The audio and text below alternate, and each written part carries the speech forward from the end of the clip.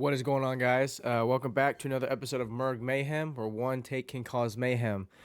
Sorry about not uploading or making an episode on Wednesday. We'll put Wishful Wednesday, the special segment, into today's episode as well. Just I was doing other things, and just wasn't able to do it. So I apologize for that. So the stuff that happened on Wednesday's game, Wednesdays or Tuesday night. Um, the Cavs and Mavericks played, and everyone's probably heard about it now. The Cavs ended up coming back and winning against the Mavericks with a basically half court shot from Max Strus. Um, Ended up getting like 13 points in like a minute and 30 seconds or something like that. So it was a clutch win for Cleveland. They really needed it because they want to make sure that they don't have to fall in the standings and play some team that they don't really want to be played, that they don't want to play right now. If they have to play Milwaukee, they'd rather play them in the semifinals or the finals in the Eastern Conference. So it was a good win by Cleveland. Max Strus hasn't been playing the best since post Miami series of last year, but hopefully he can start getting it going and be that shooter that we all know he is. As far as other news in the NBA, we'll just open up with NBA today. Mike Muscala is probably bought out by now, but he finalized a buyout with Detroit. He's 32 years old, 6'10". This year he's averaging 3.8 points a game, 2.8 rebounds, and almost an assist. He's basically a journeyman. Played with Atlanta, played with OKC, played with Boston, the Clippers, the Lakers. So he's bumped around. He's valuable just because he's 6'10" and can space the floor and shoot the three. This year he's only shooting about 32%. He's a career 37.6 shooter from three. But at the same time, with Detroit, he's only played 13 games in 13 minutes. So, for him, he's got to be very efficient when he comes off the bench. So yeah. Hopefully somebody picks him up. Just because of his offensive versatility, he can play the center. He can play the. He's mainly a 4, but he can play the center if he has to, and space the floor out. But yeah, that happened yesterday, and then Patty Mills today was waived by Atlanta. Patty Mills, a veteran guy who's been in the league for a long, long time. Been in the league since 2009. Won a championship with the Spurs back in 2014 against the Miami Heat. When Kawhi Leonard, I won't say stopped LeBron, but he definitely slowed him down for sure. And this year he's only played 19 games. I don't know if that's due to injury or just him not playing, or he's just being that mentorship role to everyone in Atlanta. He is 35, so do I think he could be a good fit for a team? I still think so, but he's going to be a bench guy for sure. He's shooting 38% from three, career 38.9, so he's still shooting it fairly well. As far as like attempts per game, he shoots about 2, so so he's only played 19 games, so hopefully he can find a team that could potentially need him. One team that comes to mind is OKC, just because they need someone for postseason experience, and he's got that for basically the whole time he's with San Antonio, basically from 2011 to almost 2018, 2019 for the most part. So,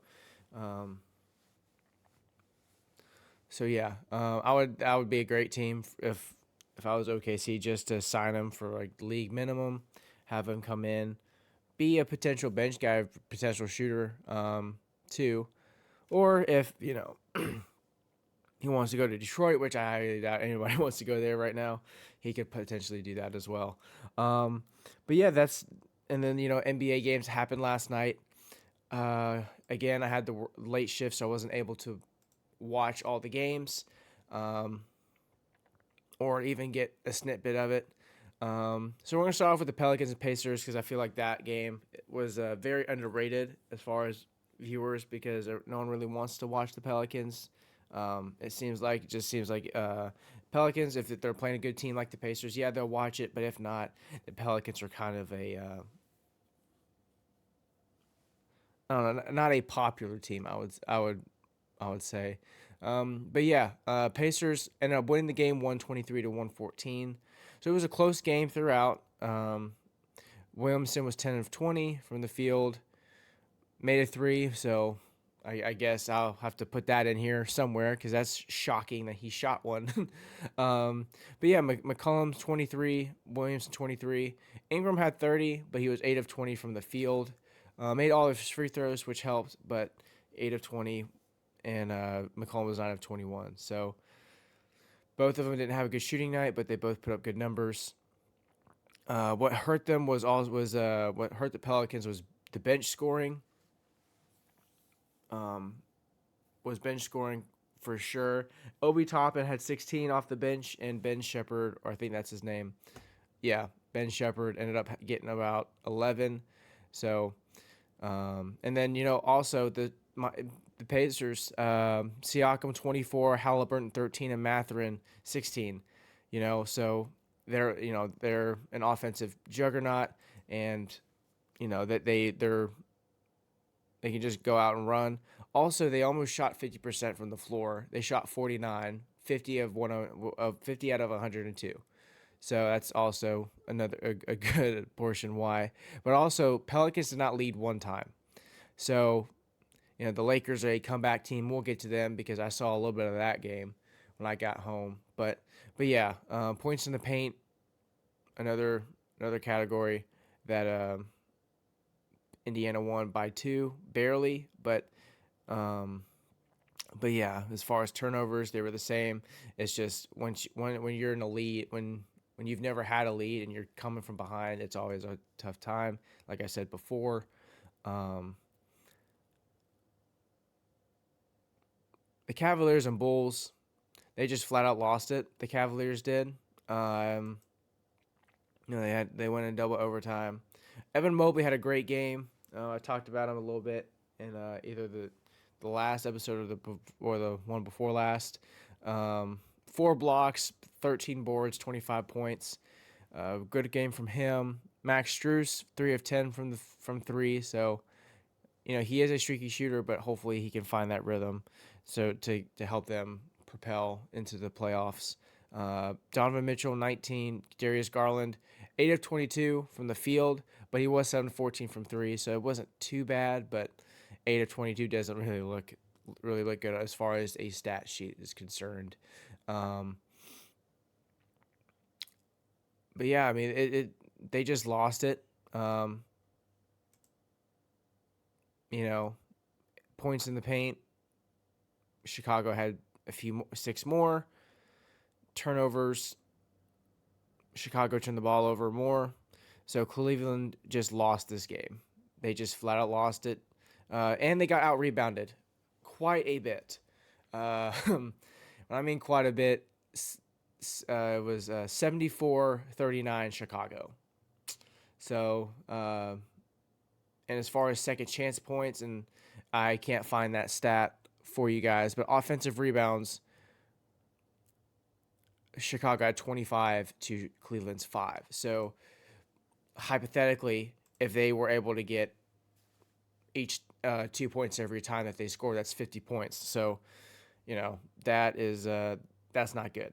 Timberwolves and Grizzlies. Yeah, the Memphis Grizzlies, the last time they played them, they lost, and it wasn't really close. This time they made it a little bit closer due to Jaren Jackson's 30 point double double. But yeah, that's about it as of why that was close. Um, as far as the Mavericks and Raptors is concerned, Mavs have played exceptionally well these past several games. Luka and Kyrie have showed you why they're one of the best duos in the NBA. Both combining for 59 points, almost 60. And PJ Washington had an outstanding game offensively and defensively. He scored 23 points, 6 rebounds, and 3 blocks. So I'm just glad that he's finally on a team. Not only can he do this on a I won't say consistent basis, but he does have the opportunity to be the third best player, and I feel like he is the third best player, rivaling Tim Hardaway Jr. just because Washington is more valuable, a better defender, and even though Hardaway can just come in and just shoot the ball lights out coming off the bench. But yeah, Hardaway had 16 points, 5 of 13 from the field, 4 of 10 from 3, and Daniel Gafford ended up getting 13 points, a block, a steal, and 7 rebounds. So yeah, I mean, like, the Mavericks are stacked. They're looking good. And RJ Barrett, 26, 9 of 16 from the field. And I've talked about RJ Barrett playing well since he's come back to Canada, and quickly had an outstanding game, 28 points, 10 of 18, 5 of 11 from 3. So it just seems like Dallas was just able to outscore in the third quarter, and it's just with Toronto, it was going to be hard for them to try to even outscore them. They could play the best defense they want, but I mean, the Dallas is a little bit more talented and more well-rounded against Toronto. So, that's all that happened there. And then the last game I want to touch on. I mean, I know the Nuggets and Kings played. Basically, all that happened was Jamal Murray went off, and the duo between Jokic and Murray. I mean, like, Jokic had a triple-double, 14 points, 11 assists, 14 rebounds, 3 steals, and a block. So, and then everybody else scored. And we already know last year when Jokic got a triple-double, they were going to most likely win the game. And Murray had 32 last night. Gordon had 17. I'm really not going to get into the Kings. Fox wasn't playing last night. And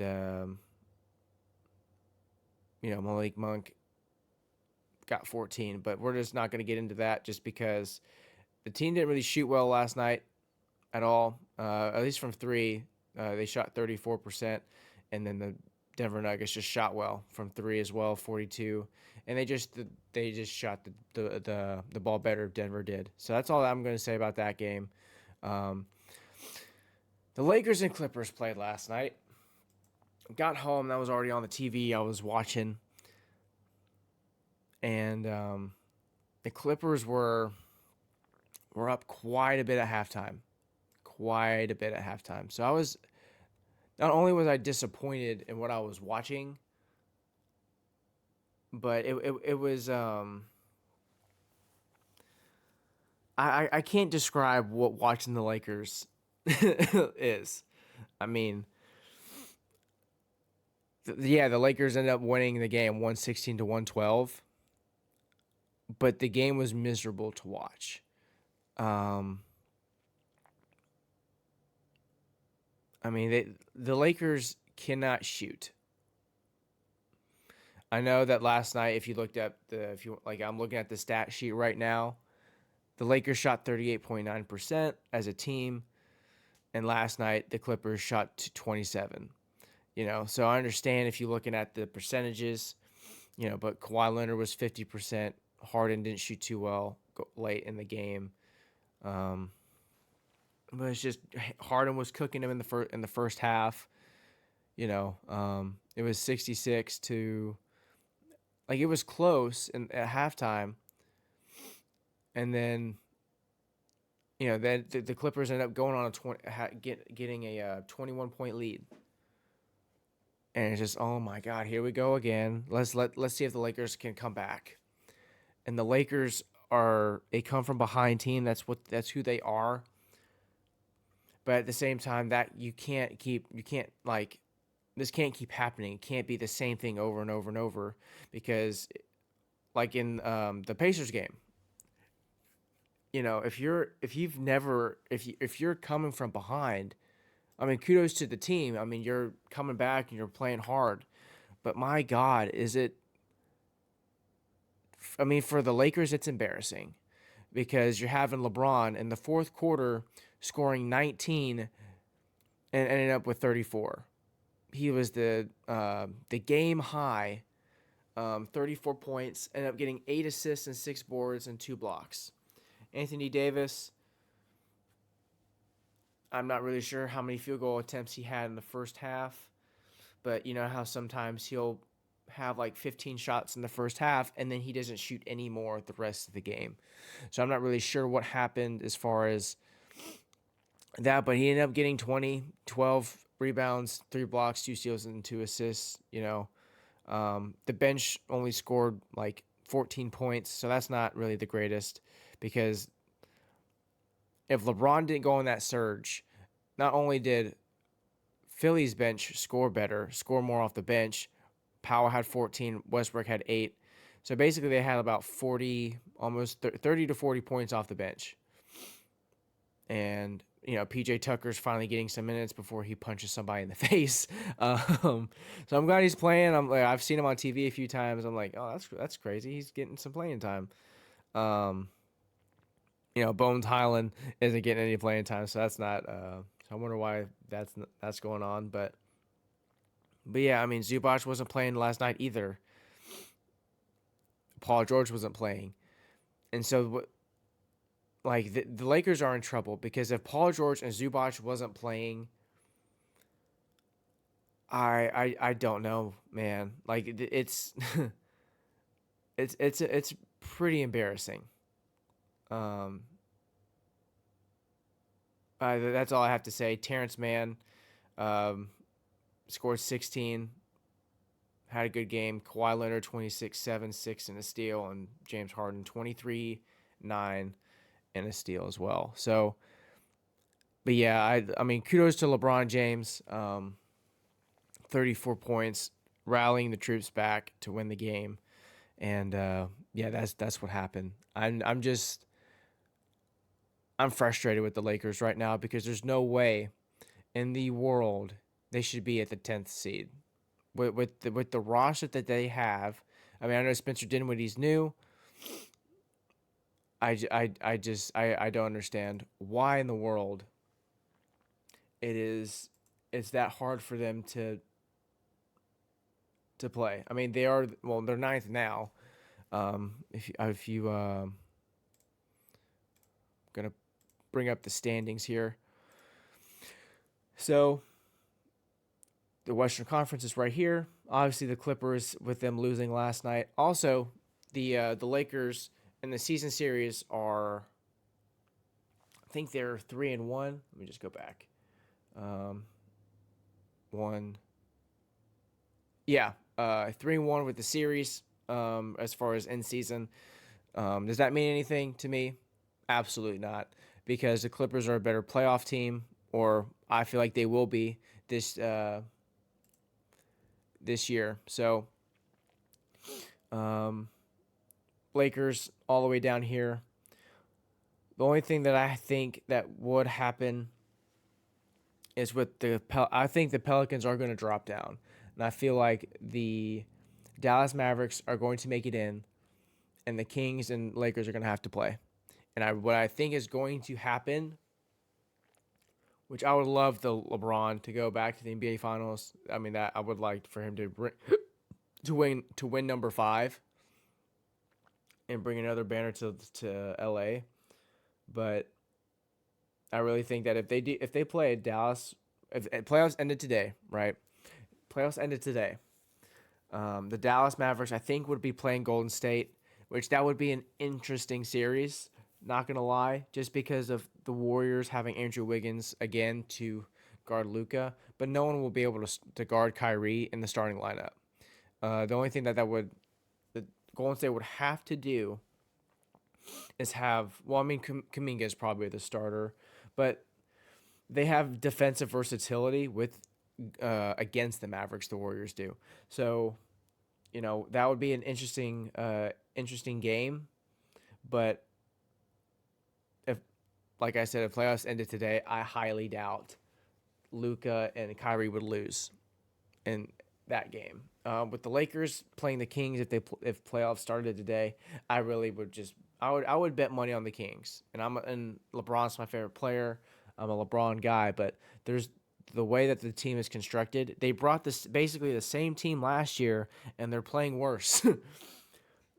I don't understand like why and how that happened. But they have a max slot guy at the end of the year apparently, when the season's over, and they could potentially sign someone else. Do I think it's going to help their problems? Absolutely not. But that's the Lakers. They spend money and they will do what they want to do. So we're going back to baseball.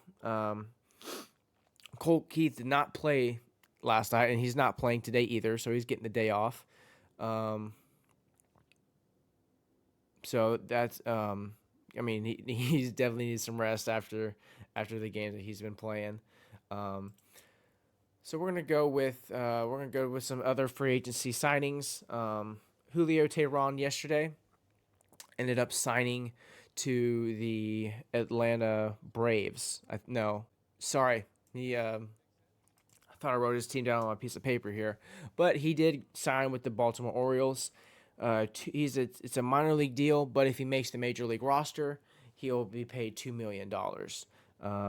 His signing bonus is $100,000. So basically, he's good for the year.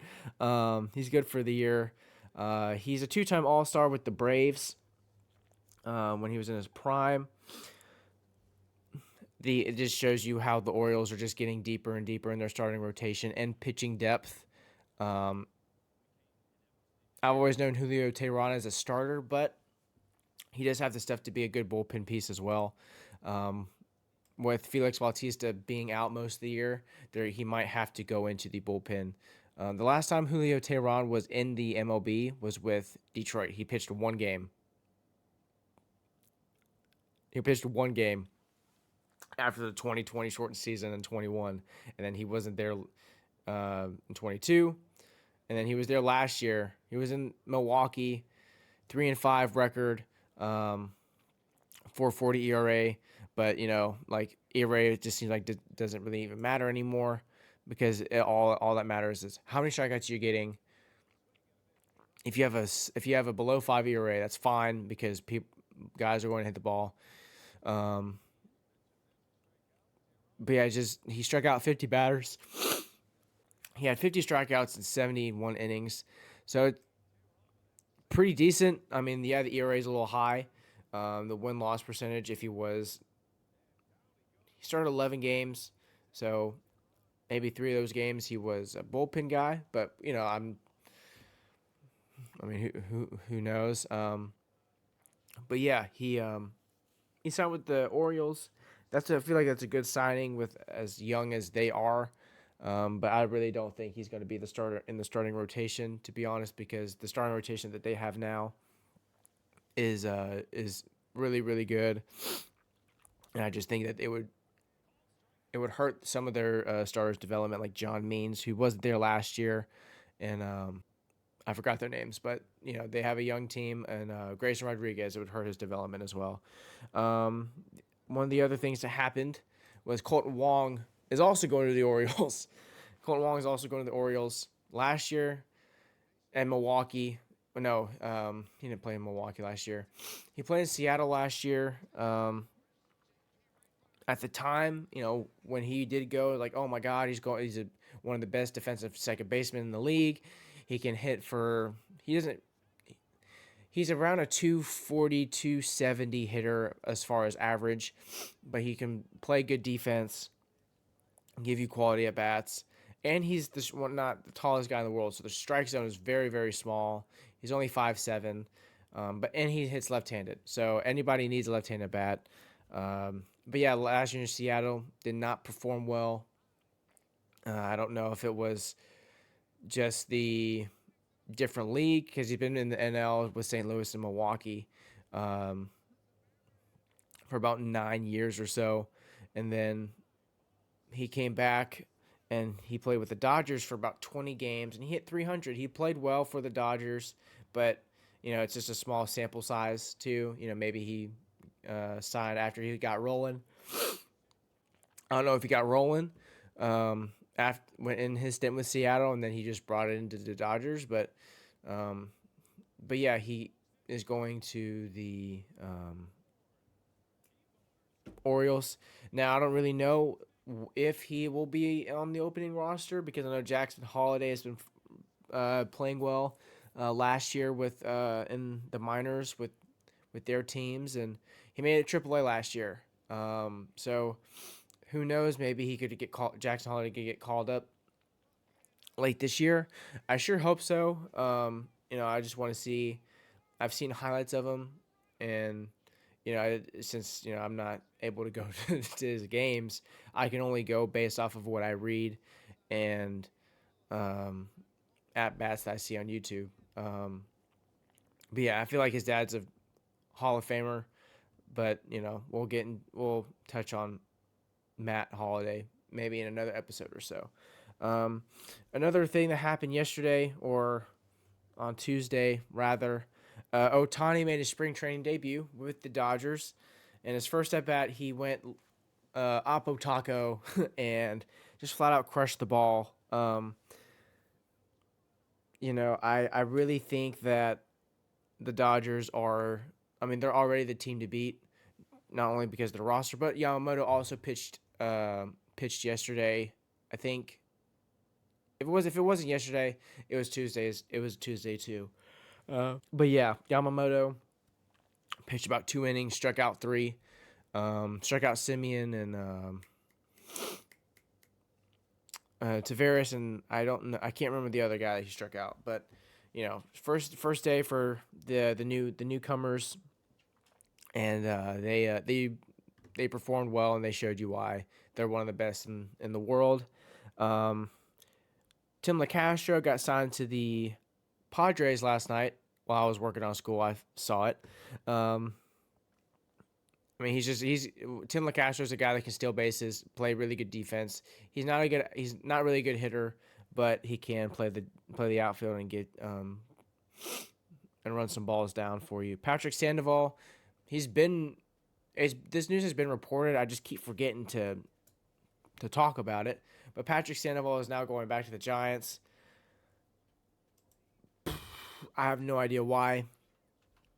I hope it's just to retire. But if he's playing, if he's actually on a minor league deal, that's not good. Not Patrick Sandoval, Pablo. My bad. I'm trying to see. Pablo Sandoval. I want to see if it is a minor league deal or not. Oh nope, it's a minor league deal for sure. Yeah, he's going back to the Giants. He's 37 years old. The last time he was in the league, he was 34 with the Braves. He didn't perform too bad with the Braves,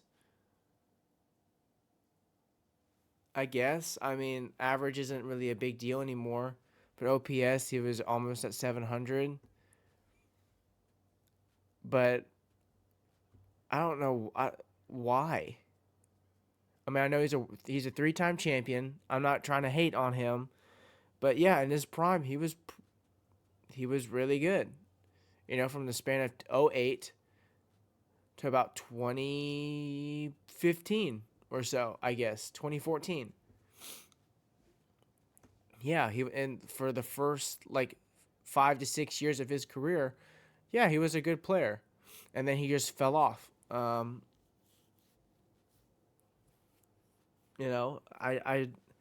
I don't understand the reasoning for the signing. I don't know if it's for ticket sales for all Giants fans to come back, or if this was his. I don't know why it would be a farewell tour. He's not. He wasn't one of the best. He wasn't really a top five third baseman. Sure, I know he was a top 10 for sure, but I mean he wasn't one of the. He's not a Hall of Famer, so it's not like he's going to the Hall of Fame when if he does this farewell tour. But I don't understand the signing. He's a 3-time champion, a 2-time All Star, World Series MVP. Um, Career 278 hitter. He's a switch hitter too. So I don't know if he's coming back just to fill a lefty or righty killer role coming off the bench. Um, there's many things that could happen with that.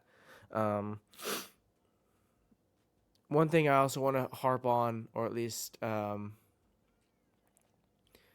into before I go into my special segments for today.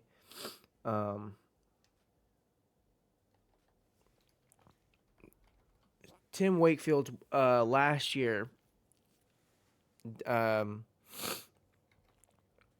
ended up dying from brain cancer, and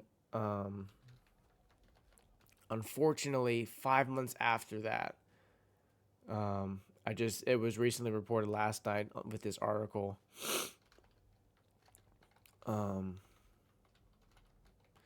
That his wife Stacy ended up passing away. I read the article around 4 to 5 a.m. And the whole Wakefield family, not only did they care about the Boston community, he was a focal point of the organization, not only in the playoffs when he would pitch very well with his knuckleball and destroy the Yankees, which who doesn't love that?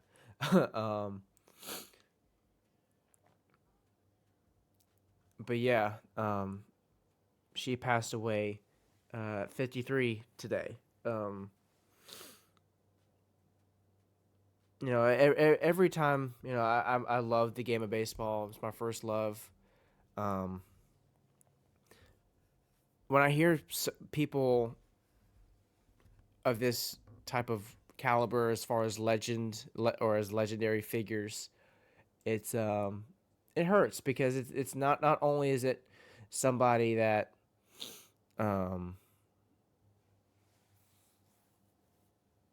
that you've watched for years and tried to emulate, but when you watched him, you felt like you kind of knew him, and if I watched him on TV, I wasn't able to go to his games, but like trying to watch Tim Wakefield pitch with the knuckleball, like made me want to throw it.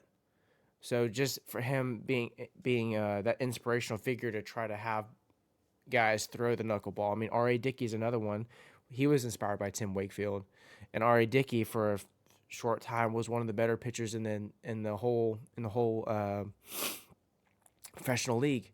So, and then George Kirby, when he Mr. Wakefield died, was able to throw a knuckleball in game to strike someone out. Or if he wasn't striking somebody out, it was just a first pitch. But yeah, baseball community lost someone last year, but the Boston community lost somebody today, and hearts and prayers and love goes out to the Wakefield family and Boston strong. But yeah, that's all as far as the news. We're going to go into special segments. Wishful Wednesday. I mean, obviously, I wish the Wakefield family well, and yeah, I guess that's the only wish for Wednesday from that Wishful Wednesday for me. I can't really think of anything else right now off the top of my head, but this is and then today being Thursday, Throwback Thursday. What happened in today's sports. 2020 on February 29th, Hank Aaron was the first player to ever sign for $200,000 for a year. Obviously, people are making way more, making at least millions of dollars now, and sometimes the minimum is $500,000. So we have to thank Hank Aaron for being that first guy to get paid $200,000, because now everyone's pocketbooks are much bigger and people are making more and more money, and we have to respect our elders. And Mr. Aaron, we can't thank you enough for not only for your sacrifice as far as you being in this league and being in the Negro leagues, and then coming into the MLB later in your career and still performing and still being the second I say you're the home run king, truly, but second in all-time home runs. And Dallas Mavericks in 1996 set a record for 18 three-pointers in a game, and they also set a record for 12 three-pointers at half. That record is not there anymore. We're going to see who has the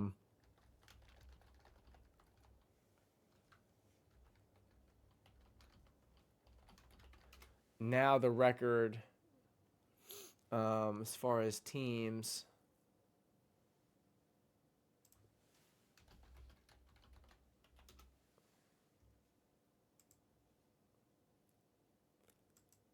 I'm trying to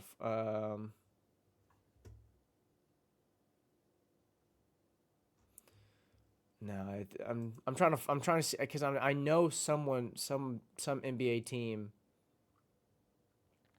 I know the Cavs have the most.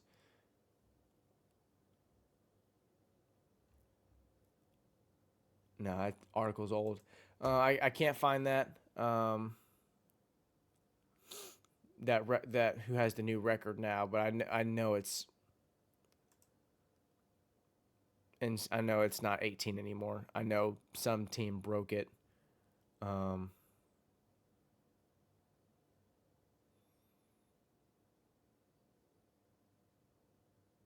I mean, everybody's shooting more now, so I know that record's not there anymore. But on that note, I'll try to post a video tomorrow for Fiction Friday and record another episode for you guys.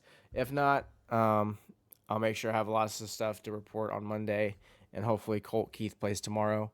I'm gonna try to do another prospect for everyone to watch as well tomorrow for spring training. But on that note, like I said, I hope everybody has a good rest of your day on this Thursday